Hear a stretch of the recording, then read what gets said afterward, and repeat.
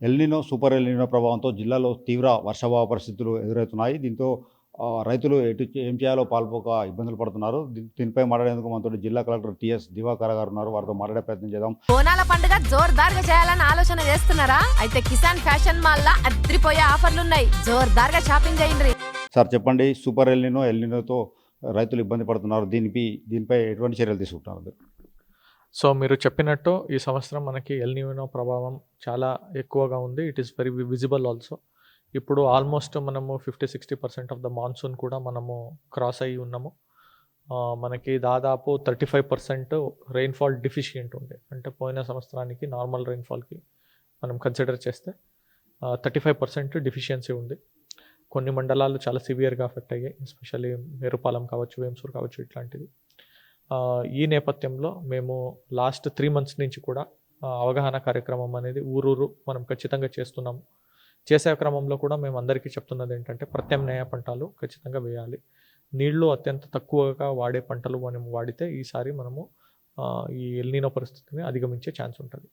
దీంతో పాటు కూడా మీ ఛానల్ ద్వారా కూడా మనం అందరికీ కోరుకునేది ఏంటంటే చాలామంది రైతులు కొంచెం క్యాలిక్యులేషన్ మనకి బోర్ ఉంది కదా అనే ఒక ఆలోచనతో వాళ్ళు వరి పంటలు వేస్తున్న క్రమం ఉంది.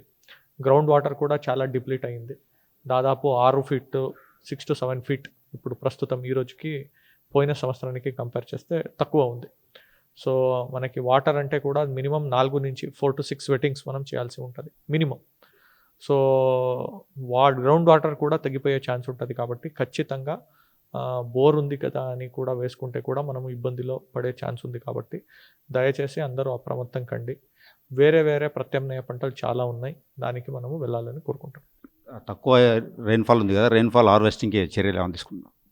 సో మనము ఖచ్చితంగా ఊరూరులో పంచాయతీరాజ్ విభాగం ద్వారా community soak pits, individual soak pits, దాంతోపాటు మనము farm ponds, water recharge harvesting స్ట్రక్చర్స్లో భాగంగా ఈ మూడింటిని మనం తీసుకున్నాము.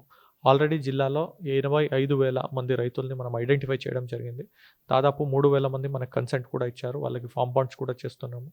అలాగే ప్రతి జీపీకి, మండల్కి కూడా టార్గెట్ ఇస్తూ కమ్యూనిటీ సోక్ పిట్స్ కానీ ఇది కూడా గ్రౌండ్ వాటర్ రీఛార్జ్ కోసం మనము స్ట్రక్చర్స్ని బిల్డ్ చేస్తాం. ఎస్ఐఆర్ ప్రక్రియ ఎలా జరిగింది? ఎంతమంది ఎన్యూమరేటర్ ఫామ్స్ రిటర్న్ ఇచ్చారు? మనకి ఖమ్మంలో ఎస్ఐఆర్ ప్రక్రియ కొంచెం స్మూత్గానే, ప్రశాంతంగానే జరిగింది. ఇప్పటి వరకు మనకి చూస్తే జిల్లా వ్యాప్తంగా టోటల్ 87% వరకు అయింది. 87% అయినప్పటికీ కూడా ఖమ్మం కాన్స్టిట్యుయెన్సీలో 75% వరకు ఓట్ డిజిటైజేషన్ అయితే, ఎన్యూమరేషన్ అయితే, డిజిటైజేషన్ అయితే, మిగిలిన 4 కాన్స్టిట్యుయెన్సీలో దాదాపు 90-91% వరకు మనము చేయగలిగాము.